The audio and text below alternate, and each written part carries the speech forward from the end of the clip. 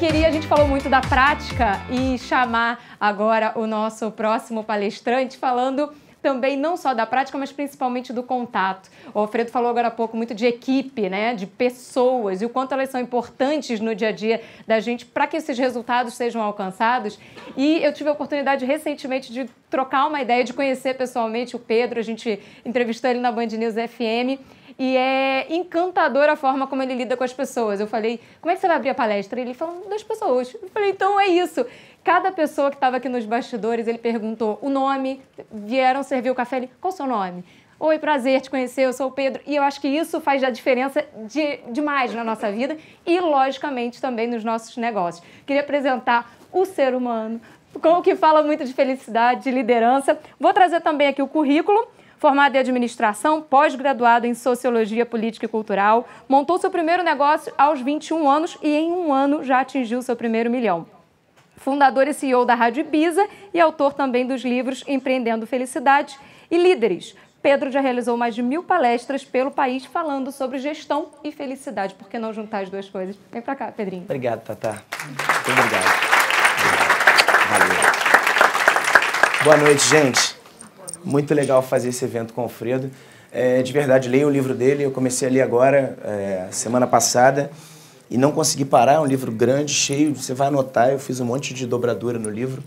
E é muito bacana a gente estar dividindo esse palco. A gente que fala de coisas semelhantes, talvez com formas diferentes. Estou vendo vários amigos aqui dentro. Muito obrigado pela presença. Tanta gente querida. Muito legal. Muito legal estar com vocês todos aqui. Capemisa, muito obrigado pelo convite, por todo o carinho desde o começo. Foi muito bom a gente fazer a prévia disso aqui. A gente veio aqui, se divertiu muito. Band News, Vivi, Babi, vocês todas são incríveis. A gente curtiu, a gente está curtindo muito esse momento. É um evento preparado com muito carinho. Minha apresentação no ponto tá, né? Eu vou começar com um filme, tá bom?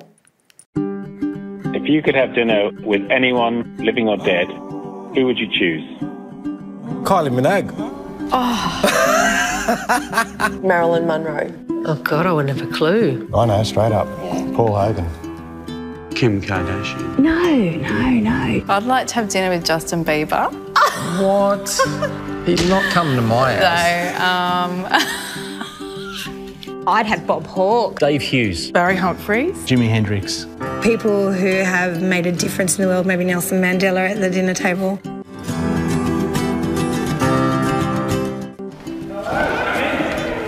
I don't know what he's going to say. I'm scared. If you could have dinner with anyone in the world, who would you choose? Probably our whole family, like our whole extended family. Mum and Dad. Mum and Dad. Does it have to be a celebrity? Could it be family? We love it. We talk about how school is. We ask Mum and Dad how their day was. Family. Yeah, Mum and Dad. Family. Who would you like to have dinner with? They just want to be with us while they're eating food, which is pretty cool. They see us above everything. I'm going to get... Yeah. Bit of a message in it for me. Yes.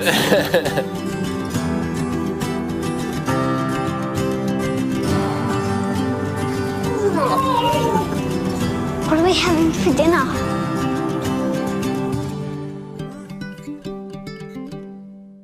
Pedro vinha falar de felicidade e já deu uma sacaneada na gente, né? Já fez a gente chorar, lembrar dos nossos filhos, se emocionar. De fato, essas crianças emocionam a gente, mas elas dão um outro recado, que tem mais a ver com a nossa temática de hoje. Um pouco mais simples, um pouco mais direto e talvez mais importante do que emocionar a gente.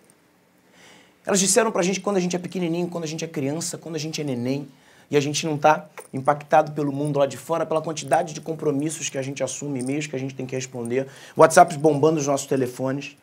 Quando a gente não tem nada disso, a gente sabe quem realmente importa. Todos nós nascemos gostando de gente. Só que todos os dias, todos vocês, eu, o Alfredo, a equipe que está aqui, a gente faz um exercício diário para desgostar de gente. A gente aprende o tempo inteiro a dar desimportância para o ser humano. Peraí, Pedro, fala por você, você tá maluco. Eu gosto de gente. Meu Facebook tá bombando, meu Instagram tá lotado. Eu participo de tudo quanto é campanha bacana para ajudar as pessoas, eu dou o sangue. Teve a tragédia de Brumadinho, eu me sensibilizei, fiz a campanha do agasalho, doei água mineral. Eu me preocupo com as pessoas. Será? A gente sabe tudo o que está acontecendo, de repente, a 700 quilômetros de distância, lá em Brumadinho. A gente compartilhou nas nossas mídias a foto daquele bombeiro se agarrando ao outro bombeiro. Depois a gente descobriu que não era Brumadinho, mas tudo bem, né? A gente achou que estava fazendo um bem danado. A gente sabe escalar o nosso time de futebol. A gente ficou esperando, ansioso, para que a Casa de Papel lançasse a sua terceira temporada, porque a gente sabe a vida de todos os personagens e a gente sabe escalar o nosso time de futebol. Se Deus quiser, o Flamengo não vai ficar no cheirinho esse ano, né? Libertadores semana que vem. A gente sabe tudo isso, mas a gente não sabe, na maioria das vezes, o nome do pai e da mãe do cara que trabalha com a gente todos os dias. O nome do filho dos nossos funcionários, mesmo que a gente seja um microempreendedor e tenha 5 funcionários. A gente não sabe a rua que ele mora, a fé que ele profetiza, o prato de comida predileto dele. Então, talvez a gente não goste tanto assim de gente. Como a gente está falando de pessoas, ao longo da vida da gente, a gente vai recebendo uma série de conceitos, os tais paradigmas, que aí afastam a gente de qualquer possibilidade de gostar de gente. O primeiro deles é o da genialidade. Porque todos nós nascemos para sermos geniais. Somos tratados como geniais desde quando saímos da barriga das nossas mães. Eu ia falar paz, porque eu quase tive meus filhos também. Né? Senti tudo, né? Se eu pudesse amamentar. Aliás, eu recebi um WhatsApp lindo de um pai que botou uma mamadeira transversa, assim, né? Para dar de mamar pro filho. Se eu soubesse isso na época que meus filhos mamavam, com certeza eu teria feito.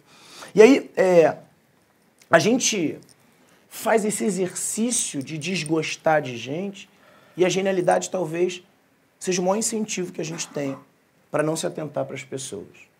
Eu faço esse exercício Brasil afora, em tudo quanto é palestra, sempre acerto. É um momento meio guru, né? Meio místico que eu tenho.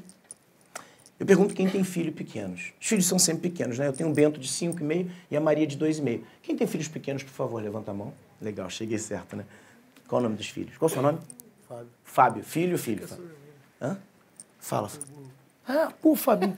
Qual o nome? É moleque, né? É o Paulo. Paulo. Quantos anos o Paulinho tem? Paulinho tá com 7. 7 anos. Paulinho tem 7 anos, o filho do Fábio, mas não parece. O moleque é foda. É ou não é? É foda. É impressionante como esse moleque é esperto.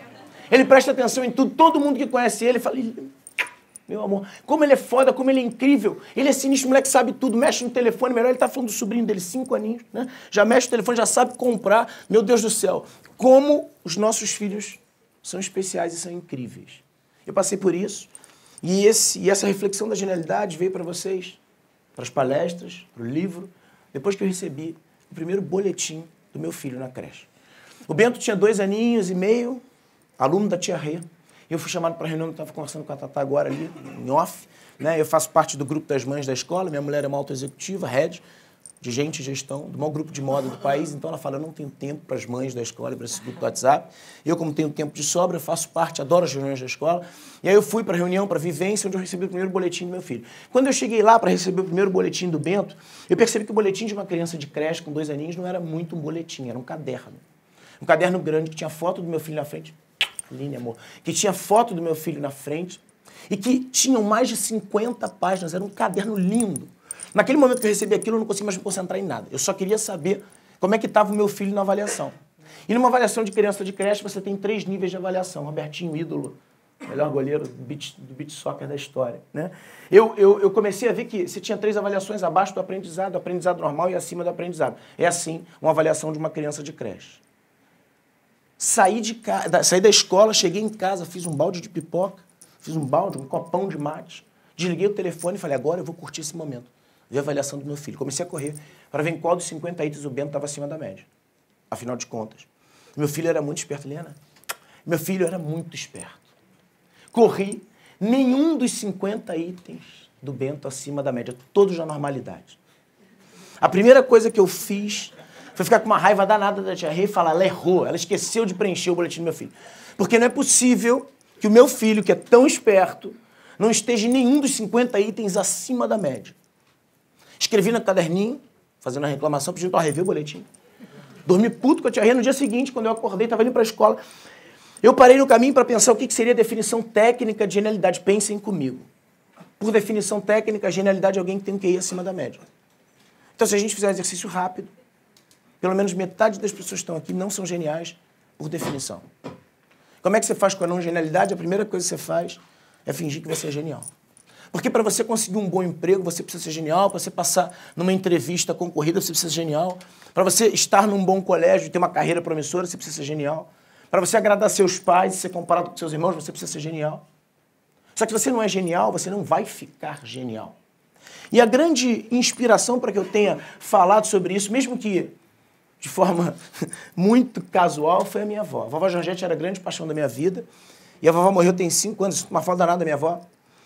E eu era o neto predileto da minha avó, mas disparado, né? Vocês vão entender como é que isso tinha a ver. Eu sou de uma família árabe, meu pai é filho de sírios, minha mãe de libaneses, porque eu tenho essa cara de terrorista, né? Com a barba grande, então fudeu, o aeroporto tá problema sempre. No mundo árabe, numa família árabe, o neto, o homem, o filho, o homem é muito importante, né? Arábia Saudita, 6 mulheres agora conseguiram o direito de dirigir. 6. Né? Isso é um feito histórico. Você imagina 40 anos atrás, eu faço 40 anos esse homem, a importância que o homem não tinha nessa família. E a minha avó era a matriarca da família, mais velha de todas as velhas árabes da família, com 5 irmãs mulheres. Nenhum homem na família. Qual era o grande sonho da família? Que nascesse o primeiro neto da mais velha, né, da matriarca. Primeiro neto da vovó mulher, segundo neto da vovó mulher, terceiro neto da vovó mulher. A família entrou em desespero, achou que não ia nascer nenhuma mulher. Família muito religiosa, começou a fazer muitas orações. E aí o quarto neto da vovó, mais uma mulher. Minha mãe foi na igreja, tudo verídico, eu conto aqui, minha mãe foi na igreja de São Judas Tadeu, santo das causas possíveis, fez uma promessa. Se nascesse um menino, se chamar Tadeu, minha avó fez uma promessa. Pedro, pedra, nome forte, né? Então vai nascer um menino, se chamar Pedro. E minhas tias avós, eu tenho 2, toda a família árabe tem uma, solteira, eu tenho 2, tia Olga e tia Monira. Ortodoxas no Líbano, macumbeiras no Brasil, tem um congá de macumba. Tia Olga faz macumba pesada, Pri, negócio lá da Bahia, sabe, que vocês conhecem lá? Ela faz negócio pesado, bota nome no congelador, a porra toda tal, ela é foda. Ela fez um abraço para Santo Antônio, e ela falava, se Santo Antônio arruma namorado pra menina que precisa, imagina, né, pra avó, mãe, passa a lista de prioridade. Então eu nasci o 5º, o mais novo de todos, temporão, o único homem numa família, já era o predileto. Só que eu tinha uma vantagem competitiva, que aí sim me dava o direito de ser o predileto. Dos 5 netos da vovó Georgette, eu era o único burro. O burro é sempre predileto da avó, difícil não ser, né? Primeiro porque o burro, geralmente o burro, ele gosta de se sentir útil, né? Então, qualquer programa que você tem que fazer com as velhas da família, o burro vai lá. Isso vira currículo para ele, né? Segundo que os geniais estudam, geralmente é muito longe de casa. Você não conhece nenhum genial que gosta da faculdade que é perto da casa dele. Ele muda de estado, muda de país, muda de região, né? Mas ele estuda em algum lugar longe, porque isso valoriza a formação dele. Então, você imagina, ele em casa, o conceito da genialidade vem muito forte. Eu nasci numa família de mulheres geniais. 4 mulheres geniais. Para eu entender que a genialidade não era algo adquirível. Minha irmã mais velha é médica, formada pela Federal do Rio, pelo Fundão. Só fez vestibular para a faculdade pública, passou para a USP, Unicamp e a FRJ. A Isabela, no 2º período da faculdade, eu lembro bem, 2º período da faculdade de medicina, na Federal aqui do Rio, a Isabela apareceu grávida. Eu lembro como se fosse hoje, eu com meus 11, 12 anos, Alfredo, eu fiz a primeira grande profecia aposta da minha vida. Eu falei, minha irmã não vai terminar a faculdade de medicina. Grávida na Federal, não vai terminar. O que a gente faz quando a faculdade está difícil? Tranca. Não, a gente muda para administração. Ninguém fez ADM aqui, ninguém da ADM, galera, ADM comigo, né? Vocês estão comigo, a gente passou ADM, né? Segunda, minha irmã não, ela terminou a medicina.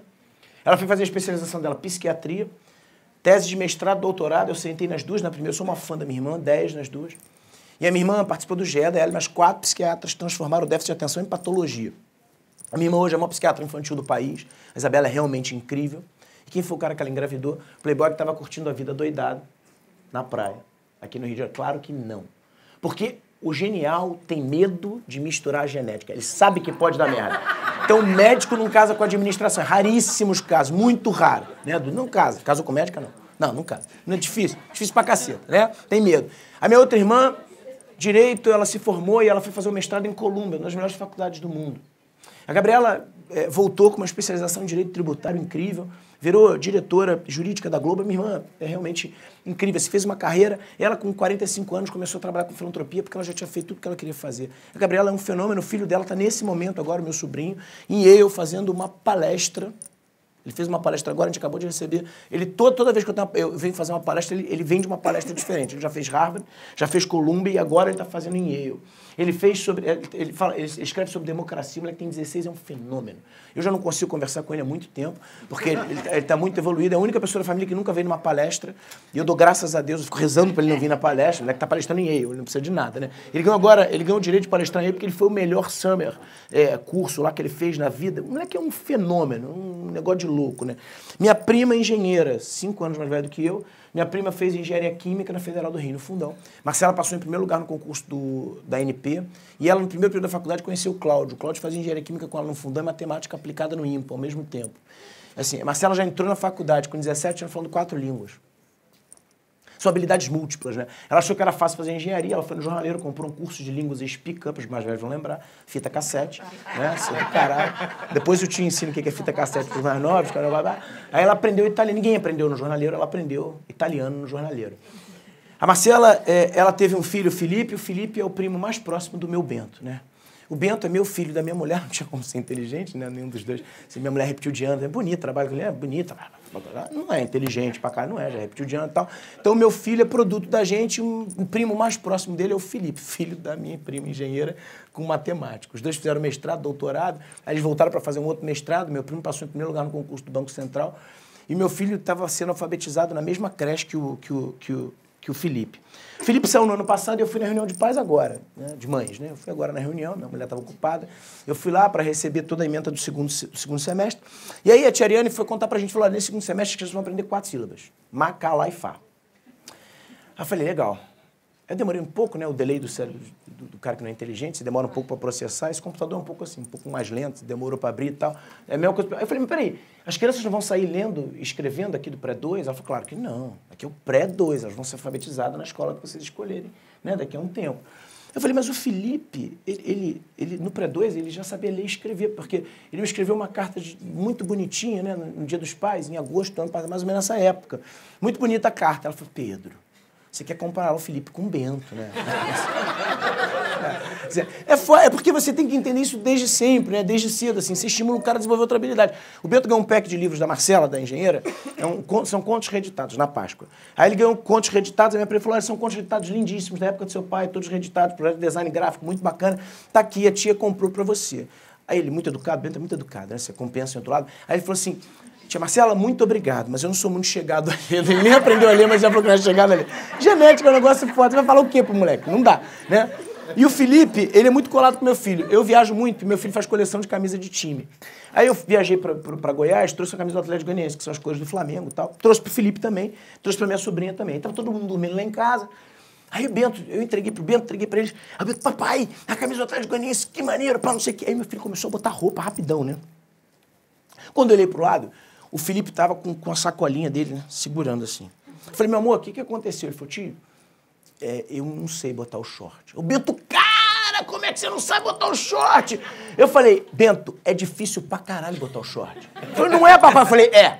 Aí ele falou, não é. Eu chamei ele no canto e falei, deixa eu te falar uma coisa. Tudo que o seu primo fala que é difícil, você tem que falar que é difícil pra cacete. Você vai precisar dele pro resto da vida.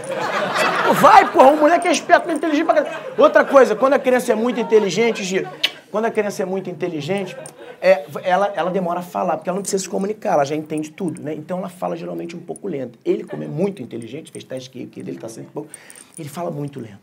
Aí ele chega lá em cá, e o burro é o contrário, né? O burro fala mais rápido do que pensa. Então meu filho fala pra caralho, ele fala muito, Bento, né? Ele fala todo descolado, tá marinho, tão pequenininha, fala demais. Aí chega no café da manhã, o moleque acorda, né? E ele fala assim, oi, tio. Aí o Bento fica, cara, você não pode completar gago, né? Se você atrasa o gago.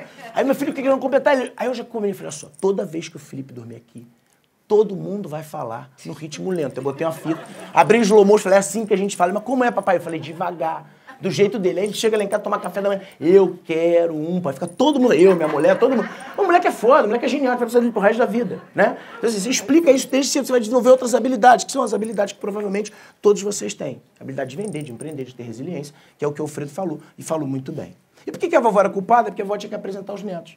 E a vovó fazia basicamente isso. Apresentava os netos, o currículo com quem casou. Chegava na minha vez, a vovó sempre fazia a mesma coisa, ela tinha que me apresentar, Thaís. Era um sofrimento, porque ela estava conversando com você, muito atenta ao que ela estava falando, aí chegava na minha vez, ela dava aquela suspirada, né, Babi? olhava no fundo do olho, eu sempre fazia a mesma coisa, eu olhava pro horizonte, e aí ela falava, ai, mas o Pedrinho... Eram 8 segundos que ela tentava procurar o meu currículo, eu sabia que ela não ia encontrar, porque não tinha, né? E ela falava sempre a mesma coisa, o Pedrinho é um amor. O meu currículo era ser um amor. E ela completava, não fuma, não bebe, vai à missa todo domingo. Caralho, com 17 anos, esse era o meu currículo. Aí o que o mundo fala pra gente com 17 anos? Que a gente tem que escolher o que a gente vai fazer, seja curso profissionalizante, seja faculdade. E o pior, dizem que a gente não pode errar. Porque a vida está correndo, o mundo está acelerado. Faça suas escolhas e pense em ganhar dinheiro. Aí você fala, eu quero fazer design de interiores. Não dá dinheiro. Vai fazer engenharia. Para o cara que é inteligente, bom em matemática, é mole fazer engenharia. Deve fazer mesmo, né? O cara que é bom em português, vai fazer direito. O cara que não é bom em nada vira um sofrimento. E quando você está perdido, você faz o quê? Primeira coisa que você faz, buscar suas referências. E, infelizmente, o mundo disse pra gente que o que a gente tinha que procurar para evoluir estava nos outros. Ninguém disse pra gente que o grande barato da vida deveria sermos as melhores versões de nós mesmos. Não. A gente tem que sempre olhar para o lado. E nos negócios da gente, a gente faz isso o tempo inteiro. Em vez da gente seguir o nosso filho, o nosso coração, o que a gente acredita, buscar as nossas referências, como ele buscou as dele, a gente fica olhando para o que os outros estão fazendo. Basicamente, foi o que eu fui, de alguma forma, estimulado a fazer. Olhar para as referências que estavam na minha frente, que, aliás, estão até hoje. Porque são as minhas maiores referências. E, além de geniais, as minhas primas e as minhas irmãs são seres humanos incríveis. Só que elas tinham uma capacidade absurda de ler, adoravam ler. Adoravam fazer mestrado, doutorado, facilidade para línguas. Tudo isso era lindo, mas não servia para mim. E aí eu tive que buscar as minhas referências. Eu lembro que naquele último ano, né, a gente jogando bola lá na Lagoa, com o nosso time de futebol, né, eu tendo que decidir o que eu ia fazer, eu comecei a tentar encontrar as minhas referências. E eu percebi que na escola, de onde eu estava tentando sair, né, duras penas, na escola, tinha uma única coisa que me fazia ser razoável para bom nas matérias. Gostar do professor. Se eu gostasse do professor, eu saía do fundão onde eu adorava sentar, sentava na frente e prestava absolutamente atenção em tudo que aquele cara estava falando. Levava aquilo para a minha vida. Mudava o professor e eu ficava ruim naquela matéria. Eu gostava de aprender através das pessoas. Eu fui contar para minha mãe. Falei, mãe, eu decidi. Eu quero lidar com gente. Eu quero trabalhar próximo às pessoas. Eu quero trocar um livro numa biblioteca por uma boa conversa. Eu quero alguma coisa que me deixe aprender com as pessoas. Minha mãe falou, meu filho, desde pequeno você é assim, faz todo sentido. Você tinha amigo de tudo quanto é tribo, de tudo quanto é jeito. Você era amigo do maconheiro lá, você era amigo do sobrinho traficante, você era amigo do banco, você era amigo de todo mundo. Você gostava de levar as pessoas para casa, você procurava saber a vida das pessoas, você vai ser psicólogo. Eu falei, mãe, tá difícil de entender a minha cabeça. Como é que você quer que eu entenda a cabeça dos outros? Eu não tinha noção do que eu ia ser ainda. Mas naquela semana, Pri, eu tive resposta para quase tudo que eu precisava saber pro resto da minha vida.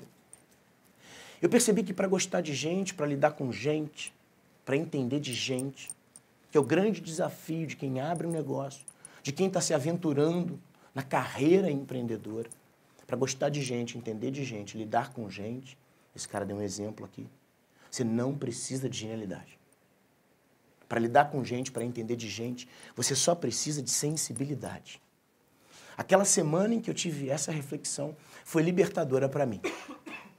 O Alfredo falou um pouco aqui e eu gosto de endossar isso. Eu fui de uma geração mais velha que a do Alfredo, faço 40 esse ano, em que quando a gente saiu da faculdade, as pessoas disseram pra gente que a gente precisava acreditar que a ideia valia muito, porque a gente viu uma geração de caras que tiveram grandes ideias, montaram grandes negócios e ganharam grandes fortunas.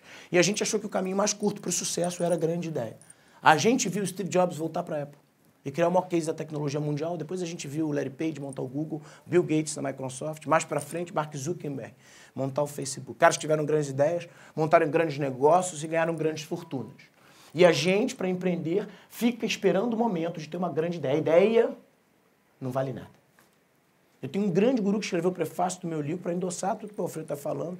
Ele fala, eu vendo uma dúzia de ideias por $1. Eu também. Se a gente quisesse ter 12 ideias aqui para mudar o comportamento, para achar um produto incrível, para mudar o mundo, para mudar o nosso país, a nossa cidade, o nosso bairro, a gente tinha em 5 minutos. Sai da porta para fora e realiza.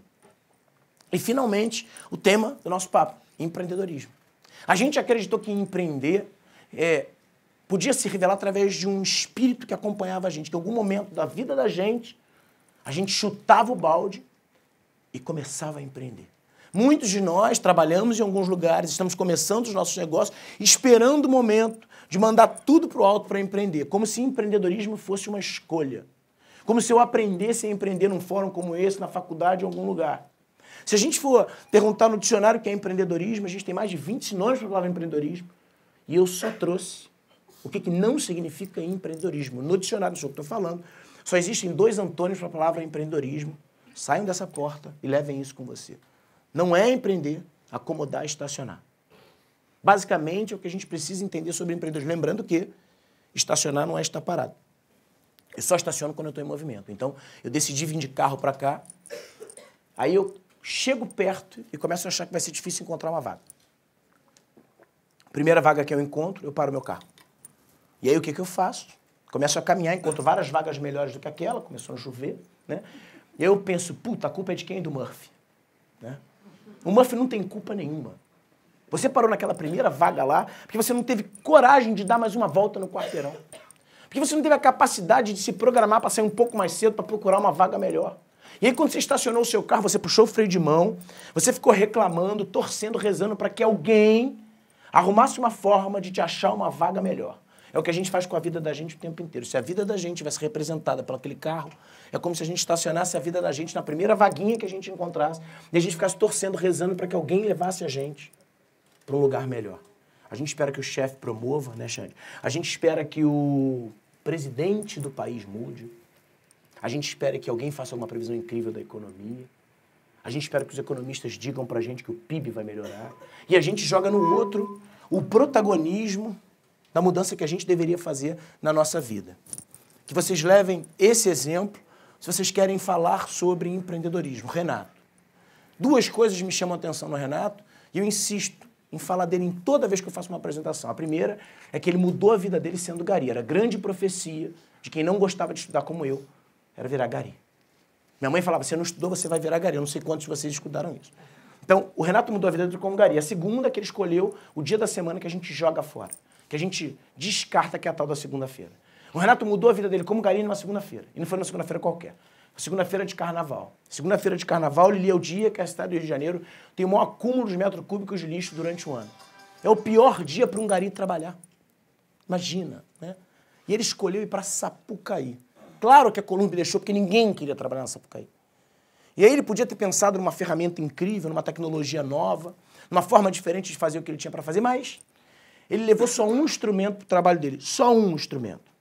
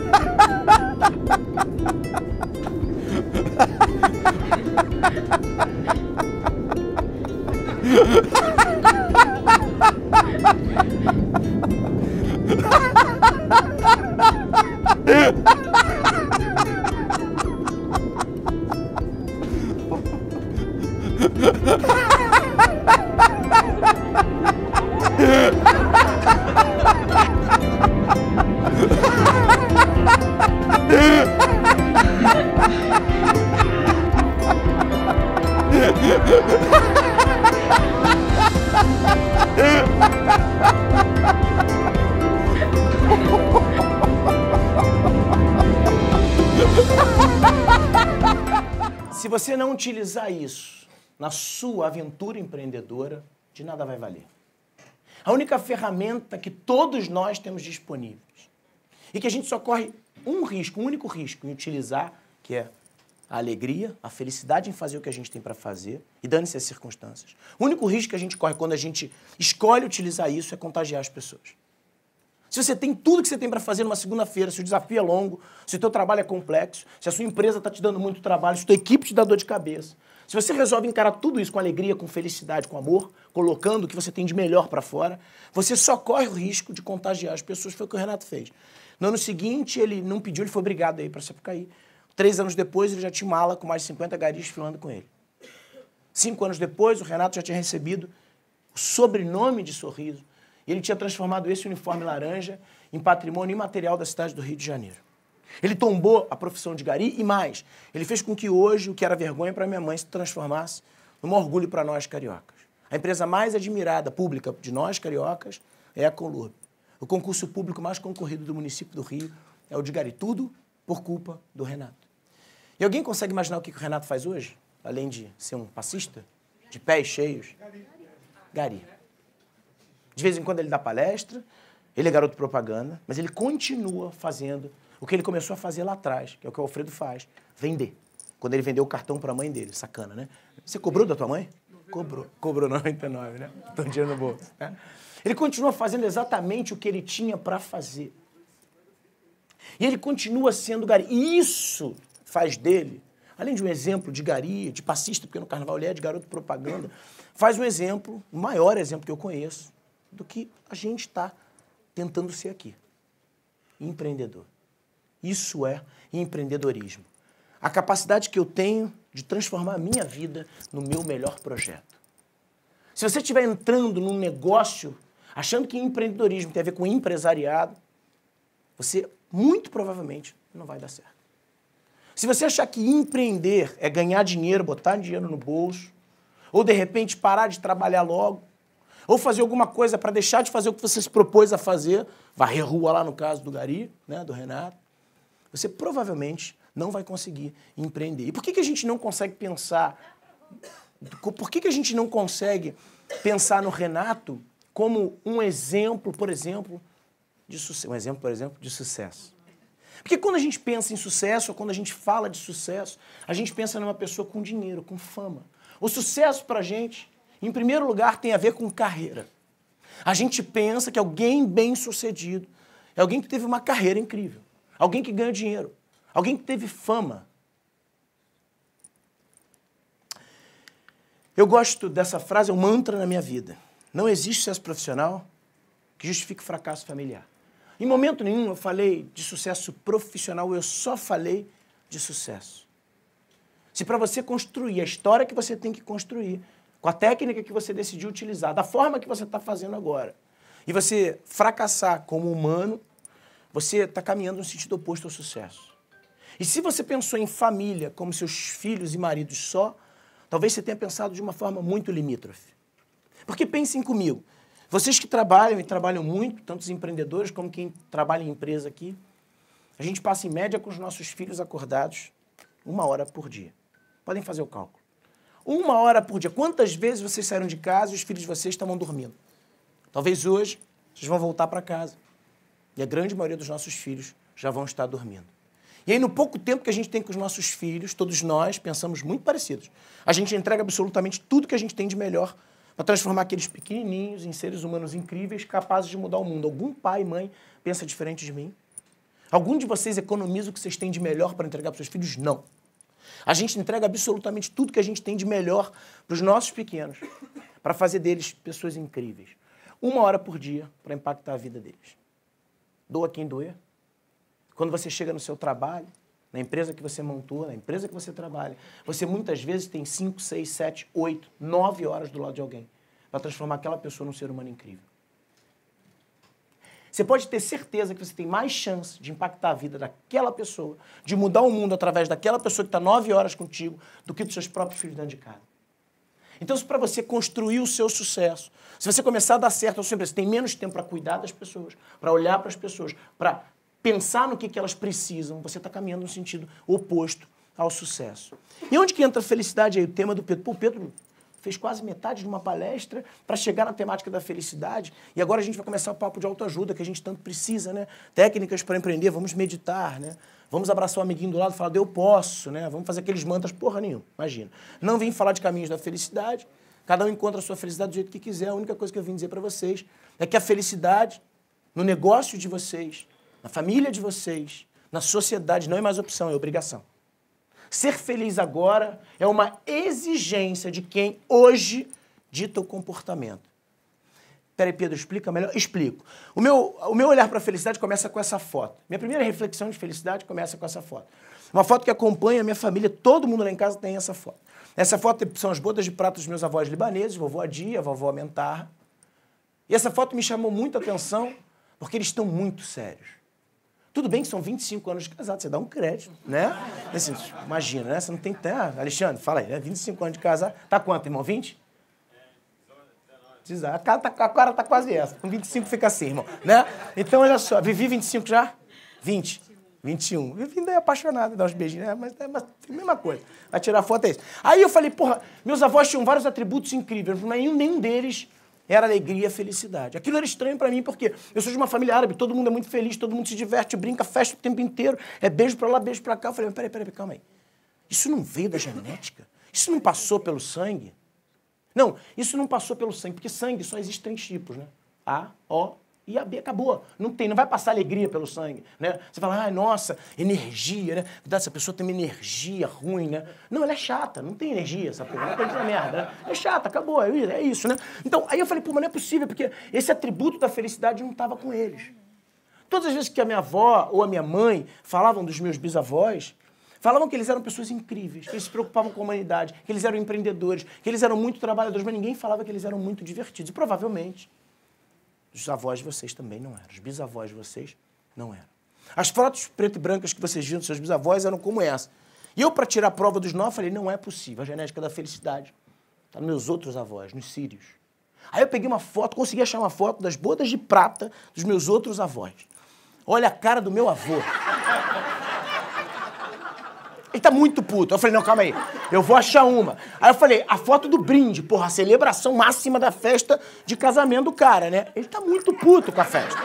Não tem foto sorrindo dele. Por quê? Porque os nossos bisavós, pensem comigo, eles ensinaram pra gente, eu dediquei um livro, eu dediquei um livro a falar sobre isso, eles ensinaram pra gente que a felicidade era algo material. E que geralmente era conquistada no fim da vida da gente. Então, pouco importava o que você estava fazendo da sua vida profissional. Por isso que a gente não discutia o que era empreendedorismo. Porque você tinha que passar 35 anos da sua vida trabalhando com o que você não gostasse para se aposentar. Agora a gente não sabe quantos anos a gente tem que trabalhar, né? 30 vai ser um pouco mais, tudo bem. Mas a gente vai continuar trabalhando para garantir a tal da aposentadoria. É assim que pensam os nossos bisavós. E eles achavam que a felicidade vinha com a casa própria. E que a gente tinha que entrar no endividamento de 30 anos com o banco, pagando 3 vezes o valor do nosso imóvel para conseguir a tal casa própria. Que a gente precisava de um carro do ano na garagem, uma joia, né? E a gente, através do acúmulo de matéria, de material, a gente conseguia ser feliz. Até que trouxeram pra gente uma geração nova, né, do Alfredo, da galera mais nova do que ele, uma nova realidade da tal da felicidade experimental. A gente vive num mundo líquido hoje, onde as pessoas estão cada vez mais trazendo a felicidade para a experiência e não para o material. Quando a gente recebeu isso como verdade, a gente achou que era um absurdo. E a gente taxou as novas gerações, os novos líderes, com Y e com Z, tema do meu outro livro, uma geração complicada, complexa, desfocada. Muita gente disse que era uma geração perdida, que não conseguia fazer nada até o fim. Se você achou isso, você, na verdade, estava totalmente enganado. Porque essas duas gerações, nascidas a partir de 84, a gente tem um exemplo aqui, nascidas a partir de 94, na verdade foram as duas gerações mais incríveis que habitaram esse planeta. Porque eles resolveram o enigma da sociedade desde que nos formamos como sociedade. A tal da felicidade. A gente trabalha pela felicidade, a gente busca a felicidade, e ela sempre esteve no momento futuro e agora ela pode estar aqui, no momento presente. Só que ser feliz pra gente nunca esteve na moda. Então, essa lógica não faz sentido pra gente.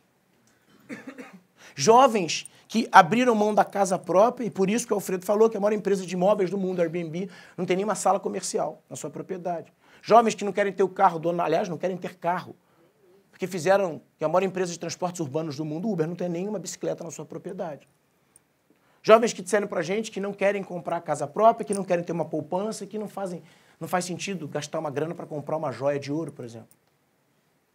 Jovens que fizeram exigências muito mais simples para a gente. Algumas delas bem presentes no nosso dia a dia.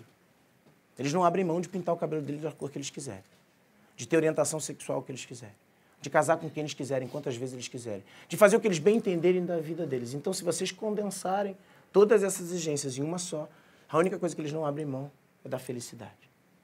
A felicidade passou a ser estratégia de sobrevivência. Porque se vocês não fizerem as suas equipes felizes, elas vão embora. Se vocês não fizerem seus maridos e mulheres felizes, eles vão embora, porque ninguém mais é obrigado a ficar casado com ninguém. Se vocês não fizerem os filhos de vocês felizes, eles vão embora. Pode ser que uma criança com 10 anos não saia fisicamente de casa, mas se com 10 anos uma criança não quiser mais perguntar nada para o pai, ela não pergunta. Informação hoje é commodity. Para fazer os seus negócios, para montar o que vocês têm, para montar de estratégia, pensem na felicidade que vocês estão gerando para os seus funcionários, na felicidade que vocês estão gerando para os seus clientes, para os seus colaboradores e, principalmente, para as pessoas que convivem com vocês todos os dias. E aí, quando a gente fala desses novos líderes, quando a gente pensa em liderança, a gente pensa em uma pessoa, porque os nossos modelos de liderança vieram através dos nossos super-heróis. Seja ele um super-herói da história em quadrinho, que resolveu o problema da humanidade, seja ele um personagem real que resolveu o problema da humanidade. A gente, né, viu os grandes guerreiros, Alexandre o Grande, vir na frente da batalha. A gente acreditou que a liderança, a gente aprendeu que a liderança inicialmente se dava pelo músculo. O cara era forte, éramos caçadores-coletores há 40 mil anos atrás, saímos para caçar, voltávamos, se fosse fortes, com um bicho nas costas e servíamos o alimento para toda a nossa família. A gente precisava do músculo. Até pouco tempo, os nossos líderes eram reconhecidos pela capacidade que eles tinham de colocar força no que tinham para fazer. Vivemos uma era hoje da liderança do intelecto, da genialidade. Você quer que o cara formou em Harvard, o cara que é incrível, o cara que, né, tem uma empresa no Vale do Silício, ele é um grande líder que está transformando o mundo. Né? Sei lá, o Steve Jobs transformou na tecnologia, né? De repente o Larry Page na área de pesquisa. E aí a gente começou a valorizar a inteligência. E agora a gente está indo para uma era onde as lideranças serão e já são reconhecidas pela capacidade de saberem usar o coração. Se vocês querem ser transformadores, se vocês querem liderar como empreendedores, vocês precisam aprender a usar o coração. E o meu recado para que a gente comece a liderar através dessa forma, com essa possibilidade, é desfazer as roupas, as armaduras que a gente tem quando fala de liderança. Porque a gente acreditou que liderança tinha a ver com poder. E se você, na relação do P de poder, né, ainda encontra nos seus exercícios da liderança, essas nomenclaturas que a gente vai falar aqui agora, comece a deixá-las de lado. O P do professor, que sempre sabe mais do que o aluno. O P do pai, que sempre sabe mais do que o filho. O P do pastor, do padre, que sempre sabe mais do que o fiel. O P do patrão, que sempre sabe mais do que seus funcionários.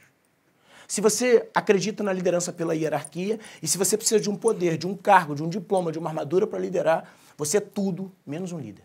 Você pode ser um chefe, você pode ser um ditador, você pode ser o dono de alguma coisa, mas o líder é justamente quem não precisa de nenhuma dessas ferramentas para liderar.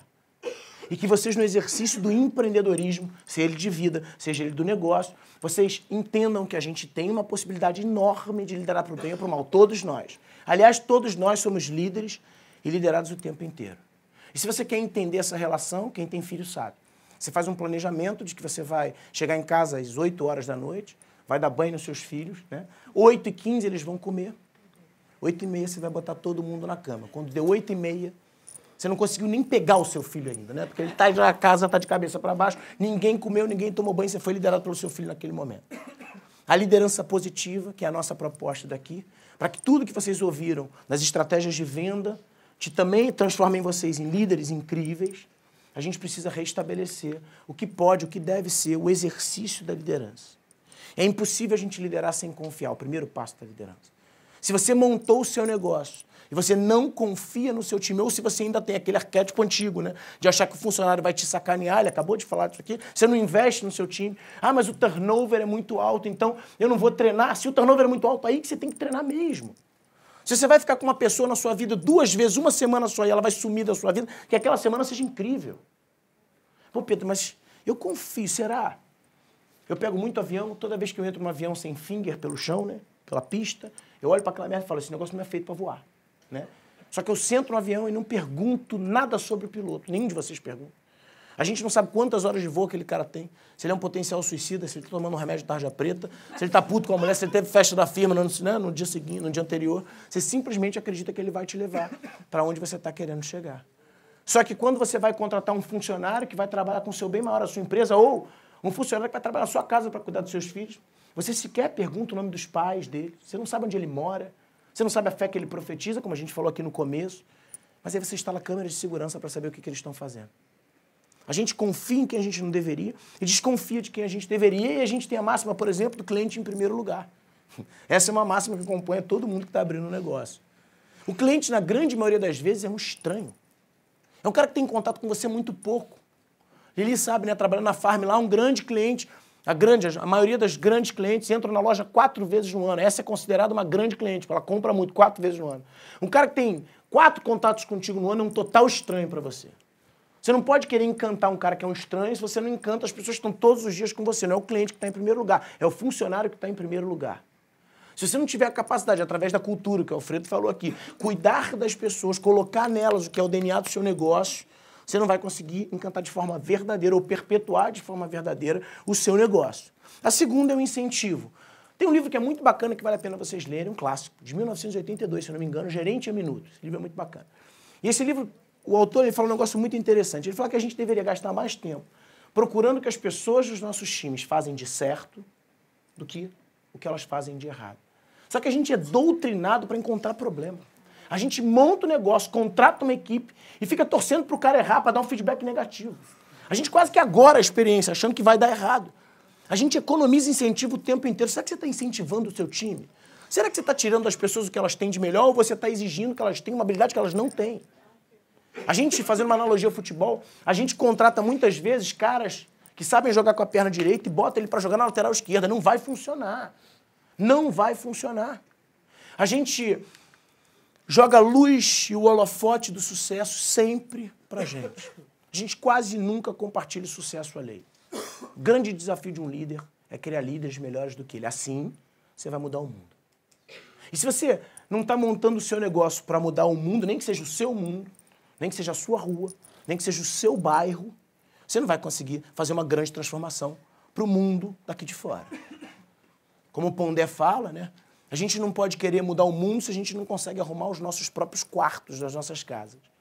Será que a gente está jogando luz para os outros? Será que a gente está pegando os exemplos positivos e iluminando, botando aquele holofote, tambor de luz para o que o cara está fazendo? Ou a gente está o tempo inteiro querendo ficar a gente na frente da luz para as pessoas verem o que a gente está fazendo? Principalmente quando a gente é dono dos nossos negócios. Tem um livro muito ruim que eu li, que conta a história do Zezé de Camargo e Luciano, e que o livro é muito ruim mesmo. E o Luciano, ele pergunta para o pai, para o seu Francisco, como é que ele faz para brilhar que nem o Zezé de Camargo. Ele era garoto, são 15 anos de diferença. O Zezé de Camargo brilhava naquela época e tocava em barzinho. O pai, com a sabedoria de um cara que nunca pisou numa sala de aula, vai no fundo da casa, pega uma caixa de engraxate, velhinho, entrega para o filho e fala, agora, Luciano, meu filho, você vai começar a engraxar o sapato dos outros. Aí, o Luciano pega aquilo e fala, pai, mas... obrigado, mas eu te fiz uma pergunta. O pai fala, está respondida. Você vai começar dando um brilho, bem de leve, no pé das pessoas. E faz isso na rodoviária porque tem muita gente para você fazer. Quando você começar a entender que você pode contribuir um pouquinho com o brilho da pessoa, mesmo que seja engraxando o sapato dela, talvez você encontre a sua forma de brilhar. Será que a gente está ajudando os outros? Será que a gente, no nosso exercício da liderança, está estimulando as pessoas para que elas sejam melhores? A gente vê hoje como habilidade no mundo dos negócios, ou do aprendizado, a educação está trabalhando muito com isso, a força da oratória, né?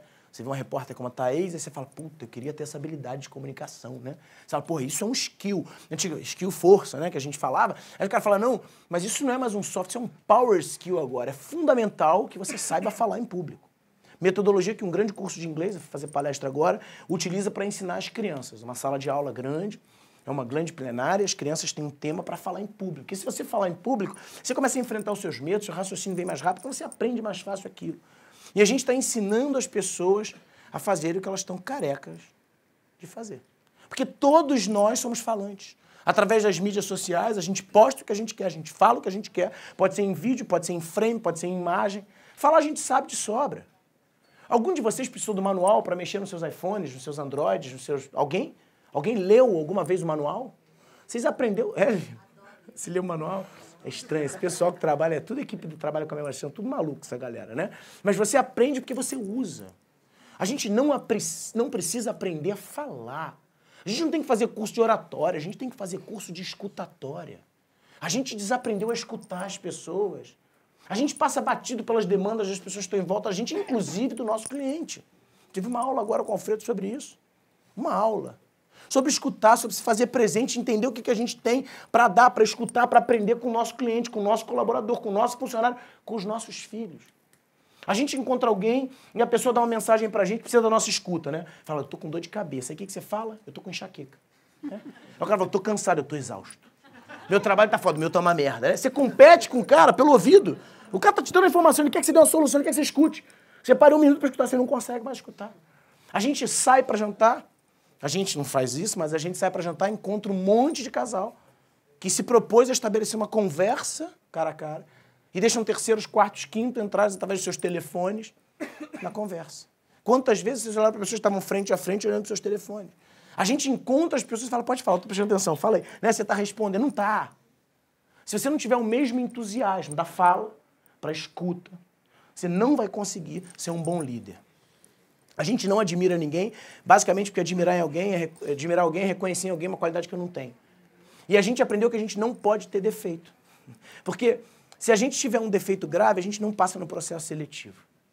Eu fui reprovado em 2, botei no meu livro, que vocês vão ganhar, Empreendendo Felicidade. Vocês vão ganhar um livro em que eu faço 2 agradecimentos, 2 empresas que me reprovaram, uma delas, quando eu fui falar do meu defeito, numa primeira entrevista. Minha qualidade era gostar de gente, meu defeito era ser muito desorganizado. O processo parou ali e eu fui convidado a me retirar do processo seletivo.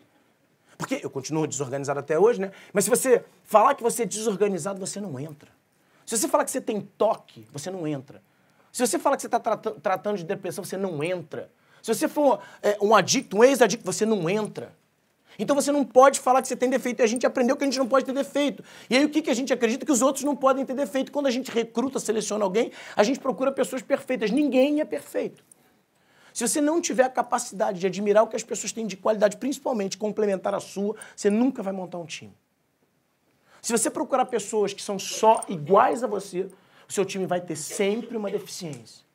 A grande diferença dos departamentos de RH, recursos humanos, a primeira delas é que deveria jogar fora o nome recursos humanos e deveríamos falar relacionamentos humanos. Continua com RH, mas é relacionamentos humanos. A segunda é que quando a gente ia contratar alguém algum tempo atrás, a gente procurava pessoas iguais a gente. Hoje, tomara que você procure pessoas diferentes de vocês, porque a grande maioria dos seus clientes vão ser pessoas diferentes de vocês. Eu tenho 2 amigos fisiologistas e todos os fisiologistas defendem que todos nós somos capazes, todos nós aqui, se treinarmos durante 1 ano, de forma rotineira, conseguimos correr uma maratona. Alguém corre aqui? Alguém gosta de correr por hobby? Você começa a correr 1 quilômetro, fica fácil, 2, 3, daqui a pouco você está correndo 5 quilômetros, está tranquilo. Machuca, fica 2 meses com uma distensão, volta a correr, os 5 quilômetros fica difícil para você correr. Para correr 1 quilômetro é difícil. Por quê? Porque a gente fica bom no que a gente pratica. Uma outra dica de leitura muito bacana para vocês, um livro que se chama em inglês Outliers, Fora de Série. É um livro que constata que todas as pessoas que habitaram o planeta, que foram fora de série, Beethoven, Bach, Bill Gates, tiveram pelo menos 10 mil horas de prática para chegar no ápice e realmente criarem o que tiveram que criar com excelência. 10 mil horas. Você vai ficar bom com a prática. Agora, se você praticar o mau humor, você vai ficar um especialista nessa porra. Mas você vai ter... Quem conhece gente mal-humorada sabe, nada no mundo faz com que aquela pessoa tenha bom humor. Porque ela vira um especialista naquela porra. Se você é aquele cara que problematiza tudo, pessimista, você vai ficar um expert, você vai ficar tão bom nessa merda que você vai ver problema onde não tem. Então, assim, no exercício da liderança, a gente aprendeu que a gente é que ser sisudo, carrancudo, sério, pessimista. O cara que prolifera, né, é o cara que é pessimista, que é racional. Você precisa de um pessimista no time, é só um. Nunca mais do que um, porque o pessimista é um cara que não traz solução. E também não pode ser só o otimista, né? Será que você está praticando o que de fato faz sentido? Você fica bom no que você pratica. Se você praticar o otimismo, se você praticar a alegria, se você praticar a fé de que as coisas vão dar certo, se você praticar o bom humor, você vai ficar um expert nessa porra. Você vai ficar tão bom nisso, que até no momento que a situação estiver difícil no teu negócio, no país, você vai ter força, resiliência para conseguir encarar os desafios de forma positiva. Se a gente fica bom no que a gente pratica, comece a pensar no que vocês estão praticando como líderes das suas vidas, das suas carreiras, dos seus negócios. Eu levei meu filho no zoológico e talvez a dica mais importante, né, desse nosso exercício de liderança. Fui no zoológico com os meus filhos em janeiro, zoológico em obra. O Bento na corcunda, a Maria no colo, os 2 comigo. Eu passei em frente à jaula do macaco. Era aquele macaco de cara rosa e pelo cinza. Eu parei em frente à jaula do macaco. E o macaco estava fazendo a coisa que eu mais amo na minha vida, cosquinha no outro macaco. Quando eu olhei para aquela cena, fiquei completamente emocionado. Macaco de cócoras, né, assim, fazendo cosquinha no outro macaco, Alfredo. Eu parei completamente congelado naquela cena. O macaco é um bicho sacana, viu que eu estava completamente encantado com aquela cena. Pegou o pedaço de fava que ele tinha na outra mão, largou e começou a fazer cosquinha com as duas mãos. Tudo que eu queria ser naquele momento, Juninho, era um macaco. Eu fiquei parado, meu filho começou a me puxar, vamos papai, vamos papai, vamos papai. Daqui a pouco meu filho olha por cima da corcunda assim, papai, você tá chorando? Eu falei, filho, eu tô emocionado, olha que cena linda. Um macaco fazendo cosquinha no outro macaco. O Bento é uma criança muito carinhosa, a gente dorme toda noite abraçadinho. Ele falou, papai, mas eu faço cosquinha em você se você quiser. Eu falei, meu filho, muito obrigado, mas que cena linda. E quando ele falou aquilo, eu me toquei. E eu falei, meu Deus do céu, pensei comigo, como eu tô sendo imbecil de me emocionar com o que aquele macaco tá fazendo. Porque a única diferença que eu tenho daquele desgraçado daquele macaco é a capacidade de humanizar as minhas relações, e é o que a gente esquece todos os dias. A gente acreditou que o cão é o melhor amigo do homem. Não pode ser, o homem precisa ser o melhor amigo do homem. Se você não tiver a capacidade no seu exercício de liderança, sendo dono da sua empresa, sendo líder da sua casa, dos seus negócios, sendo líder, se você não tiver a capacidade de colocar sentimento nas relações, você está se igualando aos animais. E você perde no 1 a 1 com qualquer animal. Sapiens, um livro best-seller do Yuval Harari, comprova que no 1 a 1 todos nós, se formos largados numa ilha deserta sozinhos, e um macaco for largado numa outra ilha deserta, a gente morre primeiro do que o macaco. A gente perde para todos os animais que habitam o planeta no 1 a 1 e no 10 a 10 e no 50 a 50. A gente começa a equiparar o jogo de sobreviver a partir de 100. Nascemos para estarmos juntos. Nascemos para vivermos em sociedade. Se você não exercita a liderança, você está apegado ao poder. Se você está deixando de abraçar, de beijar, de olhar para as pessoas, de dar carinho, de dar afeto, você está se afastando da maior diferença que a gente pode ter dos animais, que é a capacidade de humanizar as nossas relações. Vivemos uma era em que todos nós precisamos reaprender a aprender. Porque a única certeza que temos é que o futuro é imprevisível. E isso é inédito. Pela primeira vez na história da humanidade, não conseguimos saber o que vai acontecer com o mercado eletrônico, com o mercado do varejo. E a gente também não pode mais usar o passado como referência. Porque o que aconteceu 2 anos atrás não serve mais como referência. A única coisa que sobra pra gente é o hoje. Se você não tiver a capacidade de reaprender, de aprender com seus filhos, de aprender com seus funcionários, com seus estagiários, você vai virar um dinossauro. Isso para os pessimistas é desesperador, porque a gente está acostumado que sempre alguém preveja o que vai acontecer com a gente. A gente espera que alguém preveja como vão ser as novas tecnologias, o PIB, a economia. Quando a gente perde isso, tem uma coisa incrível. Pela primeira vez na história da humanidade, estamos todos nivelados. Não importa se você estudou em Harvard, em Cambridge, se você entende muito de internet, se você entende muito de oratória, diferença faz com o que você consegue fazer com o momento presente. Para quem já jogou Tetris, a pedrinha está chegando, você tem que encaixar. Não tem jeito. Será que a gente está preparado para reaprender a aprender? Solta o som, por favor.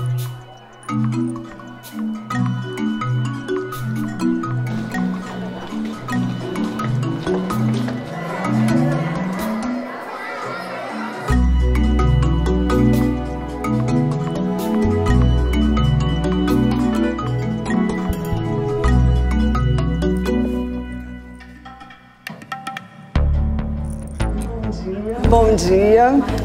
Mais uma vez estamos aqui reunidos, só que dessa vez não será uma reunião de pais para falar sobre o desempenho dos filhos de vocês. Vocês vão fazer uma prova do 4º ano e essa prova é a mesma prova que os filhos de vocês estão fazendo nesse momento na sala ao lado.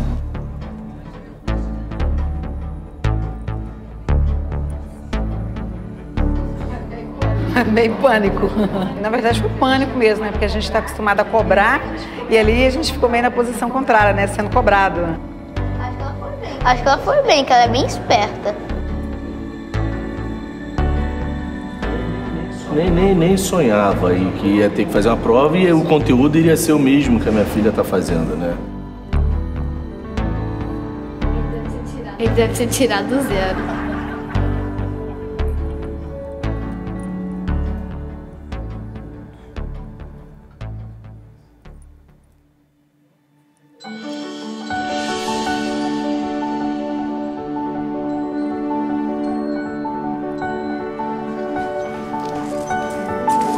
Vamos ver?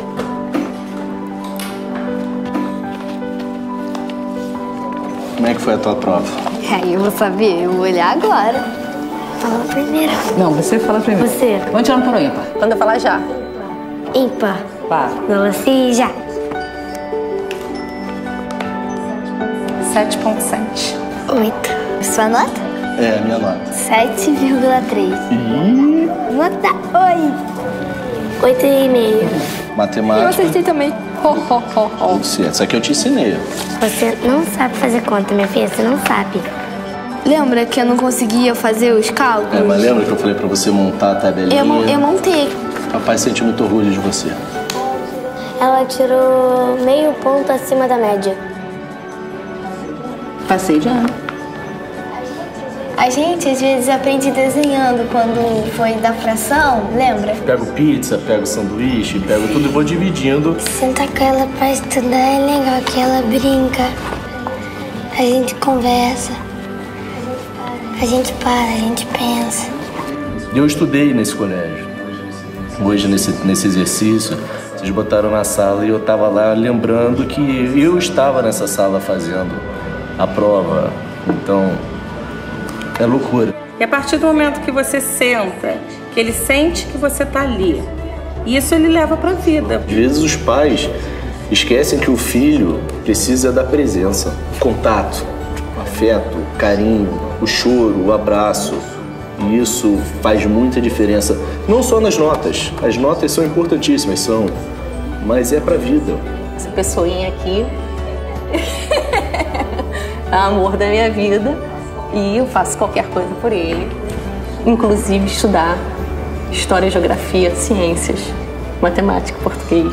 Se teu filho tira 6,5 ou 7 ou 10, a família inteira tirou a nota, porque a família toda é envolvida nisso.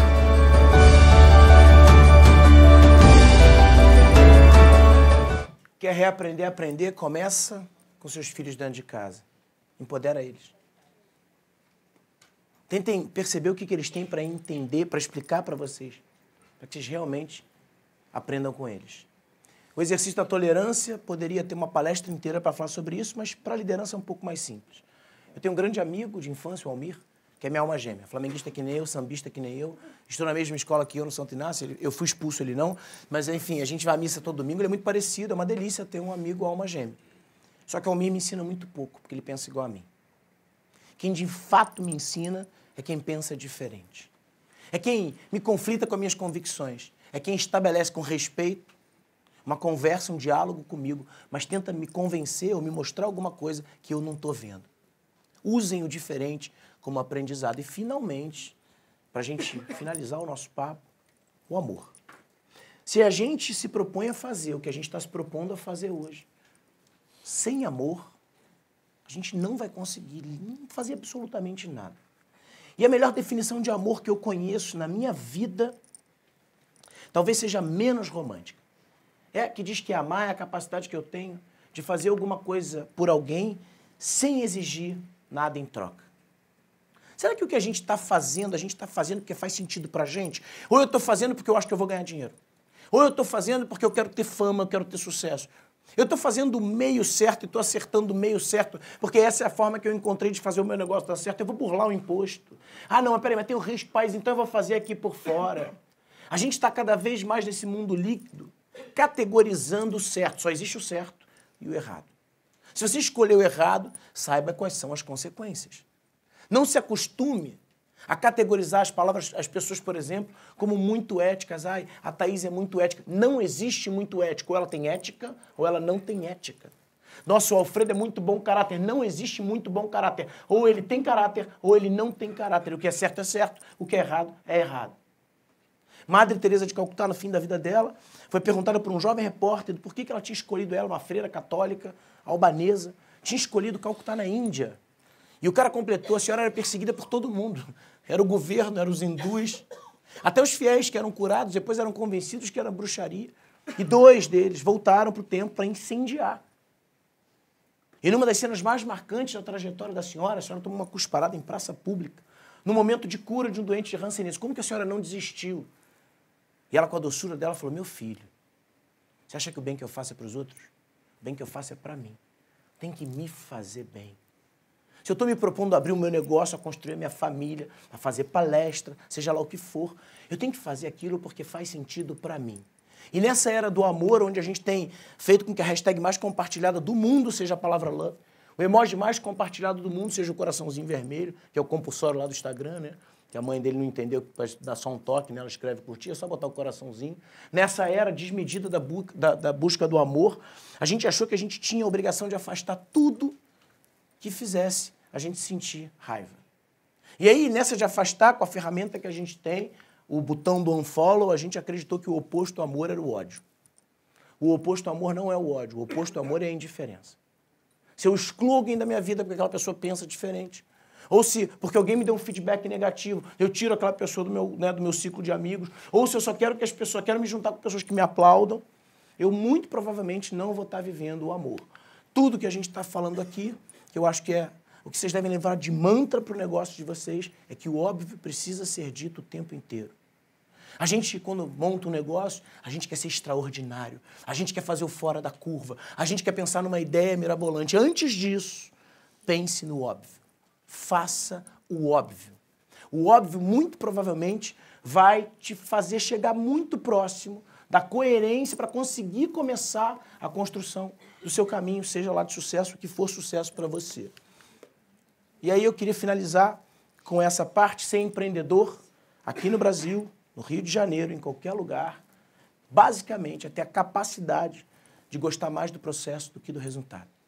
Se você viver pelo resultado, se você projetar tudo para o final de semana, se você projetar tudo para o dia que você vai ganhar o bônus, para o dia que você vai ganhar dinheiro, para o dia que você vai conquistar a sua grande conta, você não vai conseguir a felicidade. Você pode até conseguir dinheiro, mas a felicidade você não vai conseguir.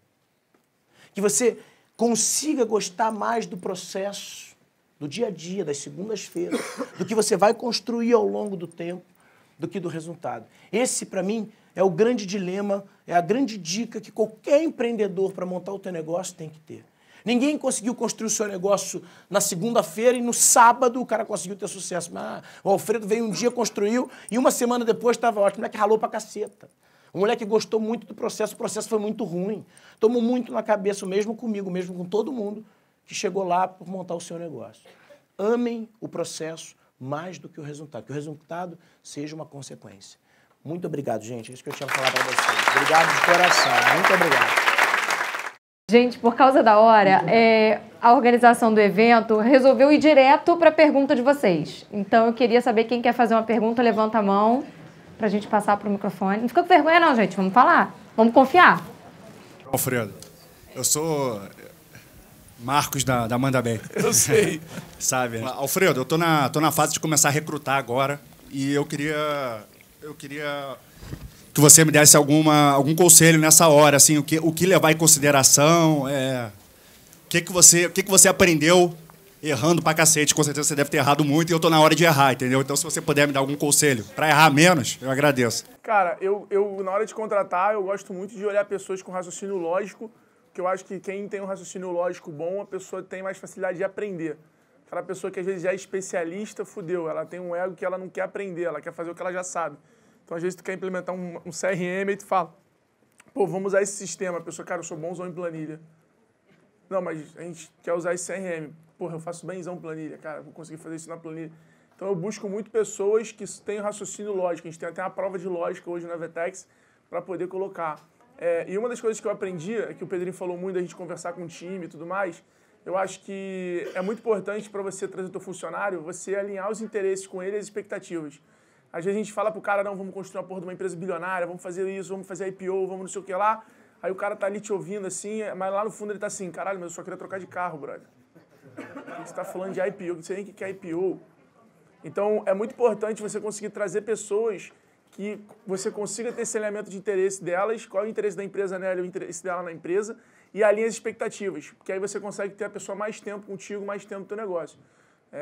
Eu acho que, respondendo mais direto, eu acho que isso, e valorizar muito o momento de vida da pessoa. Não adianta, às vezes, você pegar uma pessoa que está num momento de vida, que a tua startup está crescendo, e aí você vai pegar um cara, vai tirar o cara de um lugar, que está com um filho recém, tipo, aquilo ali não vai ser saudável, sacou? Então é muito importante estar esse alinhamento. Eu, por exemplo, já demiti um dos meus melhores vendedores, porque o cara todo dia levava o time pra porra do happy hour. Então, tipo, não adiantava ele ser o melhor, sacou? Ele prejudicava 10, 15 pessoas. Então, acho que quando você constrói cultura, você tem que estar preparado para essas coisas. Pedrinho, quer completar? Cara, mesma pergunta, pra mim é o seguinte, eu acho que... Qual é o seu nome, cara? Desculpa. Marcos. Você gostaria de trabalhar com teus grandes amigos, se pudesse, né? Assim, se pudesse ter no teu time pessoas que você gosta, seria bacana, né? Se seus amigos pudessem trabalhar com você. Eu acho que serve para todo mundo. Eu super uso a indicação. Assim, pessoas que conheçam a empresa, conheçam a história, gostem da Rádio Ibiza lá. Eu acabei de montar um time agora, só com indicação. A gente já fez um mega processo seletivo. Eu quero pessoas que sejam suas amigas, que você queira conviver todos os dias. Tem startup e que tenham a ver com a gente. R$500, R$1.000 por indicação que entra pra empresa. Amigo. A gente montou um time de amigos. Cara, é claro que você tem, né, o lado ruim, que é o seguinte, você tem que, né, implementar de alguma forma o processo pra você, mas aquilo gera uma energia. E assim, né? Isso alimenta toda a empresa, né? Então a gente faz muito isso. É indicação, você tem um amigo bacana que você quer trabalhar do seu lado, então traz pra cá, vamos ver. O cara tem potencial, vamos embora. Uma coisa que eu, falando de contratação, que eu tomei muito na cabeça, era antigamente eu contratava o cara e falava assim, porra, bem-vindo, porra, aí fazia a entrevista, o cara era bom, eu falava assim, porra, beleza, tá aqui teu computador, teu e-mail, pode começar a trabalhar agora, tá tranquilo. E aí, tipo, eu vi que o processo de onboard é muito importante. Sabe, a pessoa entrar, alinhar as coisas com a empresa, entender o que realmente a empresa vende, o que a empresa faz. Isso realmente vai aumentar muito a vida. A quantidade de gente boa que eu perdi, porque eu jogava a pessoa no trabalho, porra, foi muita gente boa que passou assim. Aí depois eu vi que, porra, tem que valorizar muito a questão do onboard, a culpa não é do cara que tá sendo contratado, e sim do contratante. Minha pergunta é pro Pedro. Pedro, parabéns pela fala. Obrigado, fiquei, irmão. Enfim, encantado, já tinha visto a palestra. Muito obrigado, querido. E tô vendo hoje de novo. Cara, você tocou tanto assim na parte de que você convive muito mais até com os funcionários do que muitas vezes com nossos familiares, e que quando a pessoa entra no trabalho, você procura saber fazer uma anamnese, né? Aprofundar, entender a história daquela pessoa, família, valores e tudo mais. Cara, eu não vejo você conseguindo demitir uma pessoa. Assim, tudo na tua vida parece uma coisa tão positiva e tão pra cima que eu fiquei me perguntando aqui, quando você falou, será que você já se, emputeceu a ponto de ter que chamar um cara no canto e mandar mesmo, ou você dá um warning, ou você manda alguém fazer, sabe? Você escolhe um bad cop ali pra fazer o serviço sujo. Como é que você faz? Porque, cara, eu tive dificuldade de conceber você fazendo isso. Cara, qual é o seu nome, cara? Felipe. Ótimo, Felipe. Obrigado pelo carinho primeiro, cara. Cara, esse final de semana a gente conversou sobre o negócio daquele ali, uma amiga de vida, amiga da minha mulher toda, minha mulher há 20 anos, Helena também. Elas trabalham com o Marcelo Bastos, da Farm, né? Que é um grande exemplo para mim, né? O cara que criou a Farm, assim. E a Marília, minha mulher, casada comigo há 10 anos, o homem mais importante da vida dela sempre foi o Marcelo. Ela está há 20 anos, trabalha com ele, ama ele mais do que tudo. Ele é um cara incrível e tal. E eu casei com ela sabendo, né? Assim, que o chefe dela era o cara mais importante da vida dela, assim. Ele tem uma relação incrível, né? Com os funcionários, é um cara de gente. E aí a gente estava conversando sobre isso e ela sempre falou que a gente era muito parecido em algumas coisas, né? Não sei se é muito parecido em alguma coisa. E aí a gente descobriu esse final de semana que a gente é parecido numa parada que tem a ver com isso. Que o Marcelo, até pouco tempo atrás, ele ia embora da empresa quando a gente tinha que demitir alguém. Sabe dessa, né, Li? Ele ia embora, mandava alguém fazer, ele não conseguia ficar com aquela cena. Eu fazia a mesma coisa. Tinha que demitir alguém, eu falava, cara, eu vou viajar, espero eu viajar, eu vou embora na volta, eu fazia um luto. Assim, na volta o Pedrinho falava, mas você saiu. Não, mas tinha uma coisa que era pior. Não acredito, brother, você saiu. Tinha uma coisa que era pior, Felipe. Esse pessoal, eu vou conversar com a galera lá. Tem uma coisa que é pior, que aí vale pra todos vocês, é onde eu vou chegar na dica, né, assim. Tinha uma coisa que era pior, eu ia conversar com a pessoa com a intenção de demitir ela, e às vezes a coisa da empatia passava tanto do ponto... Dava promoção. Eu promovia a pessoa. Tu vai promover, tu merece. Eu falava, olha só, tá errado. Eu acho que o teu erro leva a empresa para um próximo patamar. Aí quando eu fui pai, eu aprendi um negócio que é muito legal, Felipe, e eu acho que vale para todo mundo, assim, de verdade, fazendo um negócio. Todo mundo, nossos filhos, são muito... Você é pai? Não. Os nossos filhos querem limite. Se você é um pai que é incapaz de dar limite ou de dar feedback, na verdade, você é incapaz de dar atenção, né? Se você partir do pressuposto que está tudo bem, você não está próximo às pessoas, né? Só que você pode fazer isso com afeto, com muito afeto, né? Você pode fazer isso com diálogo. E aí eu aprendi que a ferramenta do feedback é fundamental para a construção de uma relação verdadeira. Eu era muito ruim, inclusive, em dar feedback negativo. Eu falava, pô, peraí, fala só um pouco, mas você é tão bom nisso. Não, olha só, o foco é falar que você não foi legal nisso. Então, quando você incentiva lá, incentiva de verdade. Mas quando você tem que dar o toque de verdade. Meus filhos me ensinaram isso. que é importante você dar esse limite. E aí, para quem né, para quem tem esse defeito, enfim, né, de repente, trabalhe isso. Né? Para quem quer uma ajuda técnica, vejam no Netflix ou leiam o livro da Brené Brown, em que talvez ela formule isso melhor falando da vulnerabilidade. Né? Vulnerabilidade para a gente, mostrar defeito, mostrar fraqueza, apontar nos outros, era um sinal de fraqueza, né? Ou de mostrar em alguém uma fraqueza que ele tinha. E, na verdade, ela trabalha que, na verdade, isso é um sinal de coragem. Né? Quando você mostra que você não tem um defeito, ou quando você chega para alguém e fala assim, ó, você não é bom nisso. Mas tudo bem, mas vamos neutralizar isso porque isso interfere no negócio. Na verdade, isso é um ato de coragem. Você está até estimulando a pessoa, né, se ela trabalha bem esse defeito dela, em ser mais corajosa para ser um líder melhor. Então, eu aprendi muito isso com meus filhos, da necessidade de dar um feedback. Hoje eu sou um pouco melhor. Ainda não sou... Ainda não é normal. Filho do Pedrinho chega pra ele, o que você quer de Natal, meu filho? Esporro, pai. Quero esporro. Você não me deu o ano todo. Quero uns 2 ou 3 esporros legal. Falei, foi mal. Eu tenho um negócio de moda, de sapato, e eu sou cliente Vetex já. A família agradece. Só não é Radibisa aí. Ano novo. Mas tem que ser Radibisa, não? Viagem. Oi? É Radibisa, não? Ainda não. Não, tem que chegar no valor. Negocia, vende pra mim que eu te dá comissão. Tem que negociar, A música aumenta a venda, que é uma coisa de maluco. Pô, beleza. Então, cara, eu queria ver que você sugerisse técnica de engajar a equipe, até mesmo cliente, para poder fazer um boca a boca bem feito, que eu acredito bastante. Cara, o livro desse cara é isso. O livro tem várias dicas disso, mas assim, o que me vem à cabeça hoje é a gente quebrar aquele paradigma, por exemplo, o brasileiro, quando você vai ir numa loja hoje aqui no Brasil, você vai comprar alguma coisa, aí o cara fala pra você, olha, você tem 10% de desconto se você voltar aqui de novo mais magro e trazer tua mãe. É assim que a gente dá desconto hoje no Brasil. Sempre quando você voltar e você comprar... Lá nos Estados Unidos, você vai no outlet, por exemplo, comprar, o cara tá lá, um preço barato e tal, aí quando você vai pagar, o cara fala assim, Brasil, aí tu então toma mais 10%. Tipo, eu acho que a gente tem que remunerar melhor o cliente. Eu acho que hoje em dia, principalmente na moda, remunerar melhor o cliente para fazer ele realmente criar o momento wow e querer compartilhar. Pô, você pode ver, quando você compra outlet americano, irmão, você conta para todos os teus amigos, os caras nem estão na porra dos Estados Unidos, você tá com a cueca muito barata. Então você tem que meio que tentar criar isso pro cara. E, obviamente, você pode remunerar ele para isso, criando esse engajamento, ainda mais hoje com rede social. Uma das coisas que eu sempre ensino para os meus lojistas é a questão da percepção, né? Então, a percepção, por exemplo, se você vai fazer uma venda de R$1.000, você está 10% de desconto, é R$100. A percepção de valor é pouca do que o cara está ganhando muitas vezes. Só que, às vezes, pensa, se você pegar um negócio que te custa R$20, R$30, mas o preço final daquilo é R$150. Então, você cria uma percepção de valor muito maior que você está dando para o cara e você consegue não diminuir o teu faturamento de 1.000 para 900. Você consegue manter o seu faturamento ali. Então, tipo, criar esses gatilhos e os momentos de comunicação. Agora, o time, se você tem loja física e online, cara, engajar o time com, tipo, leva para o site que você vai ganhar também. Lembra, você remunera o Google, você remunera o Facebook. Por que não remunerar o teu vendedor que está ali conversando com o cara? Criando gatilhos, cartão, cupom. A Farm faz isso muito bem, né? A Farm conseguiu criar um exército de vendedoras que consegue. O Rony na reserva, por exemplo, quando o vendedor está sem ninguém para atender, o cara entra no CRM e consegue se comunicar com os clientes. Então, é você engajar o time para usar melhor o tempo dos caras. E esse alinhamento dos caras entenderem o momento da empresa, o objetivo, o foco, como é que eles podem ajudar.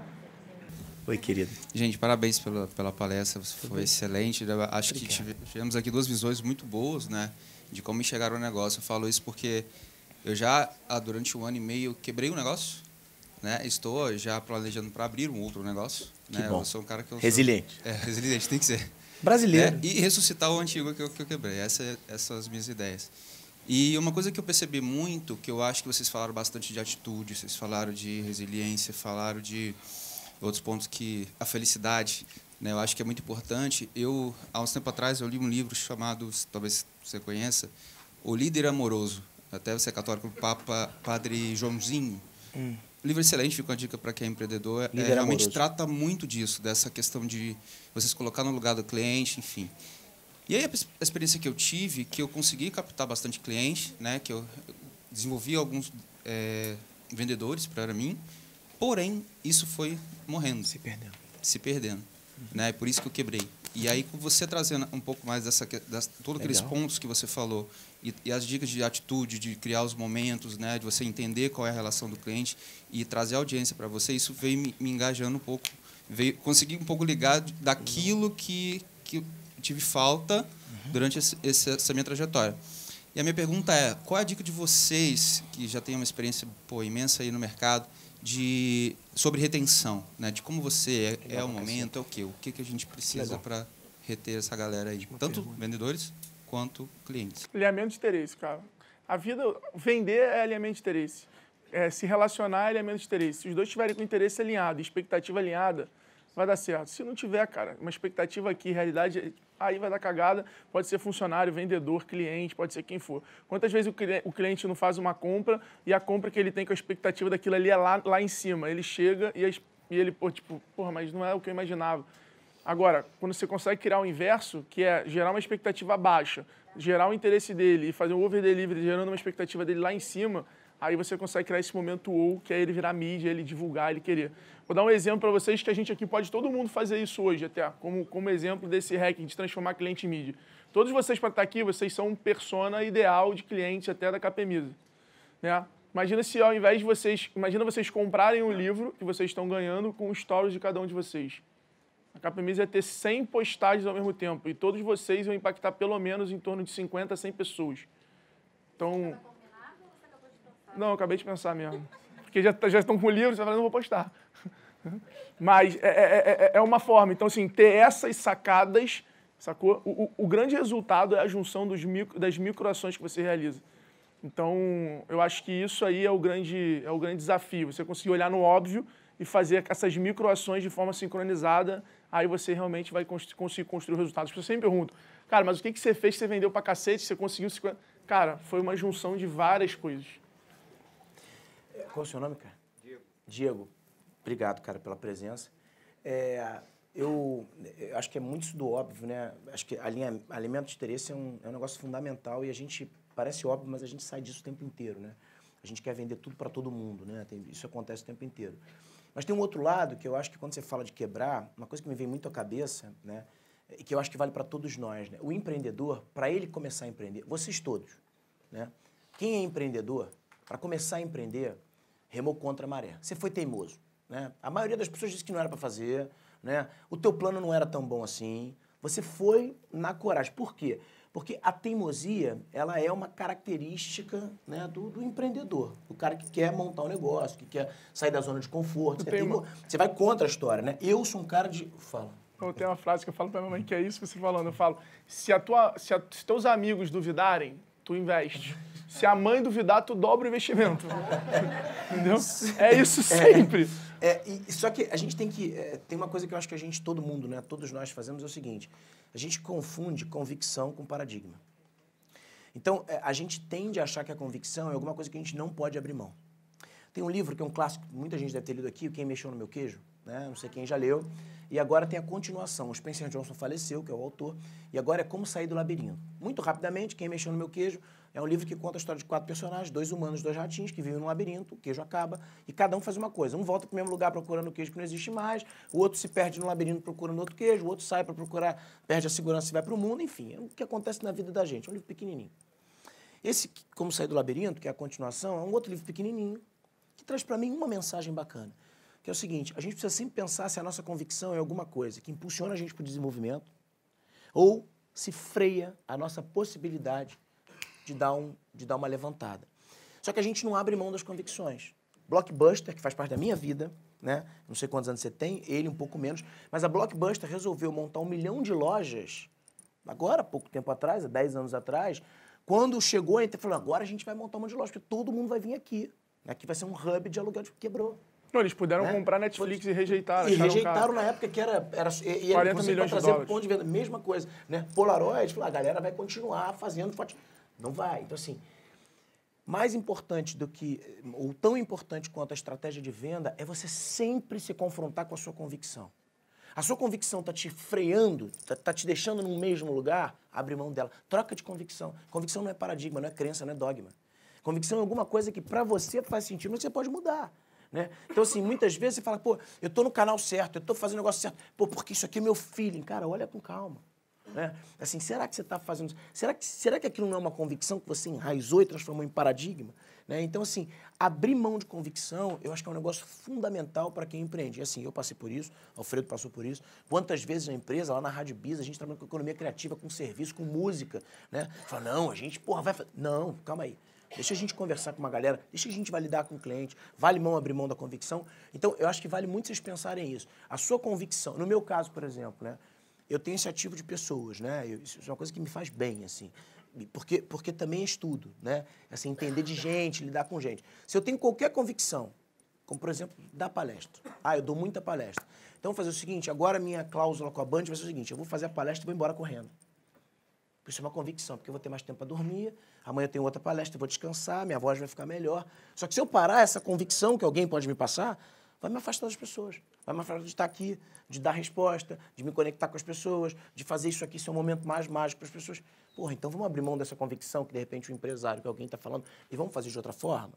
Eu acho que vale a gente se confrontar muito nisso. Eu tenho uma frase que eu falo pro meu time, que é o seguinte, se tu olhar para a humanidade para trás, toda a grande mudança veio do caos. Ou era epidemia, ou era guerra, ou era... Sempre deu merda no mundo e eu criou alguma coisa foda.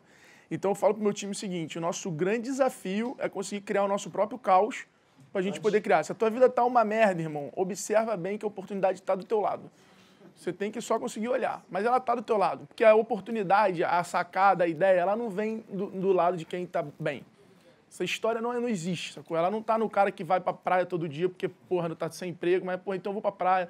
Ela não aparece pra esse cara, ela não passa na frente desse cara, entendeu? Então, às vezes, a gente precisa criar o nosso próprio caos para conseguir gerar uma nova oportunidade, uma nova sacada, uma nova ideia, que aí cale com aquilo que eu falei. O que te fez chegar até o determinado momento não vai ser o que vai te chegar no próximo degrau. Então, você sempre vai estar refém de ter que mudar, de ter que ser um cara diferente, de ter que fazer. E aí, tipo, isso que faz a vida ser... Tipo, não tem um fim, não tem uma parada. Eu descobri isso, vou te falar, assim que eu vendi a empresa, eu realizei minha independência financeira e entrei em depressão. Porque eu fui criado a vida toda falando assim, porra, aquele cara que tem dinheiro pra cacete, porra, ele vai pra balada, pede combo, nem se preocupa. Porra, se tu tem dinheiro, porra, teu cartão vai vir, tu nem se preocupa. E exatamente a hora que eu cheguei nisso, eu falei assim, cara, mas eu continuo me preocupando se eu tô gastando demais, eu continuo me preocupando. Tipo assim, uma coisa não vai mudar a minha convicção, o meu costume. Então, ali eu entrei em depressão. Fiquei meio tipo, porra, e aí? Achei que era isso e, tipo, tá longe de ser isso. Então, eu acho que o caos é o momento mais próximo que tem da oportunidade. E aí, gente? É o seguinte, se fala muito hoje de empresas humanizadas, se fala muito de felicidade, como você fala de uma maneira brilhante. Muito obrigado. Mas eu não conheço, aí eu queria saber até de você, eu não conheço nenhuma empresa ainda, já tenho um pouquinho de experiência, que não ainda esteja diretamente ligada aos processos antigos. Sim. De recrutamento, de olhar o currículo. Algumas empresas ainda, inclusive dos jovens empreendedores, ainda se prendem ao currículo, muitas vezes à faculdade que a pessoa se formou. E aí, como você falou das diferenças, né? Eu trabalhei muitos anos na área de educação e eu tenho 3 filhos, um de 26 que é formado em TI, e aí é muito parecido com o que você falou, fala rápido pra caramba, inteligente e tal. O outro é administrativo. E eu tenho o meu caçula de 14 anos, que é dislexo, desenha pra caramba, tem todas as habilidades pessoais de relacionamento, mas já estão taxando o que ele vai ser. Esse moleque vai ser de arte, vai ser de música, vai ser grafiteiro, vai ser isso. E aí eu falei, por que ele tem que ser? Porque se for fazer uma prova, não vai passar. Porque tem uma escrita ruim, porque tem uma leitura ainda muito silábica, enfim. Você conhece alguma empresa que se distanciou desses processos tradicionais para recrutar realmente talentos e não currículos? Ótimo. Qual é o seu nome? Adriana, eu ia falar isso. Eu ia falar exatamente isso. Adriana, eu acho que assim, a economia criativa anda... você tem 22 itens na economia criativa, né? Moda... turismo agora está incluído, tecnologia. Se você olhar depois, né, se aprofundar um pouco no lado da economia criativa, você vai encontrar muitas empresas que valorizam, que olham de uma outra forma, principalmente o processo seletivo de contratação. O que eu acho é que, principalmente quando a gente está num processo de formação né, de um jovem como esse, no mundo de hoje, a gente trabalha, você já deve ter escutado, né, os tais soft skills, né, agora a gente chama de power skills, né, que são justamente essas habilidades pessoais. Eu acho que o grande desafio, as empresas, se você me perguntar se existe, várias que valorizam isso, várias que estão entrando num processo, inclusive de mistura, do tipo, olha só, eu preciso de um cara que tem uma habilidade dessa, principalmente na área de vendas, né? Eu preciso de um cara que tem uma habilidade assim, mas eu preciso mesclar com um cara, e eu acho que o mesclar é a melhor solução do mundo. Algumas empresas, só para você ter uma ideia, assim, eu fiz uma palestra agora para um grande grupo financeiro, quando eu cheguei lá eu vi um ambiente completamente diferente do que eu imaginava, e olha que eu faço empresa o tempo inteiro, né? Eu acho que a gente se surpreende, mas eu acho que o grande desafio, evoluindo um pouco na sua pergunta, é saber como que a gente vai abastecer esse jovem disléxico com essas habilidades de um conteúdo necessário para hoje. Porque, por exemplo, qual é o grande problema que eu vejo, né? Um jovem como ele, que de repente está no meio de um processo de absorver conhecimento e que de repente não está imbuído das ferramentas naturais, talvez tenha uma dificuldade maior de retenção. A gente está numa era hoje em que a gente confunde informação com conhecimento. E como a gente tem muito acesso à informação, a gente acha que a gente tiver uma gama de informação, se a gente souber sobre tudo, a gente vai adquirir conhecimento. Não vai. Tem uma diferença entre o conhecimento e a informação. O conhecimento é inesquecível. O conhecimento é alguma coisa que você não esquece. Você começa a andar de bicicleta, aí daqui a pouco você fica 10 anos sem andar de bicicleta, você pega a bicicleta, você sabe andar. Só que ao mesmo tempo que você faz isso, mesma coisa que você pratica desde que você... O que a gente mais pratica na vida? Caminhar. Você tropeça ainda, não tropeça? Eu também tropeço, né? A gente precisa do exercício diário. Eu acho que o que ele mais... Qual é o nome dele? Indicator? O Yuri. O Yuri. Eu acho que o que ele mais precisa é você entender se em todos os métodos e as formas que ele está fazendo, ele está de alguma forma adquirindo conhecimento. Porra, ele é bom em desenho? Ele está ficando foda em desenho? Ele está sendo estimulado, ele é bom em música, ele está virando um cara foda de música, ele está fazendo as tais 10 mil horas, se for o caso, né? Ou a gente está deixando ele navegar, porque o que eu vejo muito com crianças que são fora do ainda tradicional, né? É você querer ou encaixar ele no tradicional, você fala, não, mas ele é artista, ele vai... Não vai. Ele não vai se auto-encontrar. Ele precisa ser confrontado, até pode, né? Mas assim, vai precisar de alguma forma, de alguma força. Então, mais do que uma empresa, né, pronta, mas eu acho que tem que ter uma família. Assim, família que eu digo, as pessoas têm que entender como que isso vai virar conhecimento. Eu vejo muitos jovens, muitos, que chegam a mim através de filhos de amigo e tal, o cara fala, mas ele é disléxico, ele é hiperativo, ele tem déficit de atenção, ele tem... O que você está fazendo para isso? Eu tenho déficit de atenção. Não, não estou fazendo nada, eu estou deixando a vida levar. Aí, assim, você precisa de um cuidado. Eu acho que é isso. Agora, as empresas estão cada vez mais procurando os power skills. Eu fiz isso agora. Meu pai tinha certeza que eu ia dar errado. Certeza. Ele falava, vai ser salva-vida, pô. Porque eu gostava de surfar. Ele falava, vai ser salva-vida, vai ser mais fácil. Maneiro. Foi foda. É foda. E até eu vender a empresa, ele não acreditou, ele não acreditava. Ele falou assim... Ele continua acreditando até hoje. Até hoje ele não entende muito bem, ele só fala, pô, os presentes melhoraram. Mas até hoje ele não leva muita fé. Ele fala, nego não pagou naquele escritório de 30 mil, nego tá maluco. Não é possível. Isso é. Eu mandei o TED pra ele, o print da tela, ele falou assim, essa porra é a imagem no Photoshop que tu aprendeu, caralho. Tá, acho que tu me engana? Você quer me convencer? Isso tem na internet, pô, você tá louco? No ensejo da primeira pergunta, né, direcionada a conselho para contratação, etc., queria refazer essa pergunta, mas voltado para a sociedade, porque muitas empresas têm muitos problemas né, que impedem de se desenvolver por conta de briga de sócio, algumas até quebram por causa disso. Então, queria saber se vocês têm alguma experiência própria para contar ou alguma dica para o que vocês olham quando estão procurando. Ótima última pergunta, brilhante, inclusive, para o que a gente está se propondo aqui. Qual é o seu nome, cara? Thales. Olha só. Thales Gomes, exatamente igual, o sócio dele. Rapidamente, quem tem sócio aqui? Legal. Vocês sabem o nome do pai e da mãe do sócio de vocês? Vocês sabem o nome dos avós dele? Você sabe a origem, de onde veio o sobrenome da família dele? Você já conversou com ele sobre qual é a meta de vida dele, o que ele quer? Se ele ganhasse muito dinheiro, o que ele faria com esse dinheiro? Eu acabei de fazer isso numa empresa, tem uma semana. Numa empresa que queria contratar minha palestra, alinhamento de propósito, vamos fazer um evento grande e tal. E aí eu fiz essa pergunta, eram 7 sócios. Eu juntei e falei, olha, legal, mas precisa alinhar de propósito, por isso precisa conhecer. Então, assim, o ponto fundamental é você, de fato, conhecer as pessoas que vão assinar um contrato com você, porque é pior do que casamento. Você desfazer a sociedade é mais difícil que desfazer um casamento. Né? Então, assim, é importante que você conheça o que eu falei lá no começo, né? Da capacidade de gostar de pessoas, de entender de gente. Que se isso não é um DNA para você, não tem muita paciência. O ser humano é um bicho complicado, tá bom. Então usa isso como estratégia. Eu conheço as pessoas de fato, eu sei o nome do pai, eu já fui na casa dela, eu sei qual é o valor dela, como é que ela foi criada, como é que ela foi educada. Porque sociedade não dá problema na merda, não dá. Quando você tá ferrado, não tem nada para dividir. Aí tá todo mundo de braço dado, né? Ninguém solta a mão de ninguém, usa a mão de ninguém. Agora, quando você tá começando a dar certo, é a hora que o cara fala, pô, mas peraí, o Alfredo tá dando para demais. Poxa, o cara tá bonito demais, não, né? Porque você começa a se incomodar, cara. Então, assim, você tem que conhecer a pessoa. De verdade, você tem que conhecer. Você tem que ter um momento, vamos se conhecer. Faz perguntas que você não deixou de fazer. Gestão 4.0, no modelo de gestão libertário, você tem que exatamente fazer o one-to-one com cada líder, né? Fazer o one-to-one com cada um de 20 minutos, uma vez por mês, no mínimo, com o teu funcionário, falando paradas sem ser empresa. É um das rotinas, falando sem ser empresa. Tipo, one-to-one para alinhar esses interesses. Tipo assim, porra, e aí, como é que tá a tua vida? O que tu tá fazendo? Tá, não sei o que lá, para ir criando esse vínculo. O Mariano fala muito isso na Vetex, que os grandes negócios não se fazem em reunião, não se fazem em meeting, não, os grandes negócios se fazem em convivência. Então você tem que criar momentos de convivência, ambiente de convivência, conviver com aquelas pessoas para você conseguir colocar a tua sinergia na mesma frequência dela, e aí ali sim vai ser uma grande ideia, uma grande parada. Cada vez mais isso. A grande ideia é a junção de várias ideias. Ela não é tipo assim, puta, tive uma grande ideia.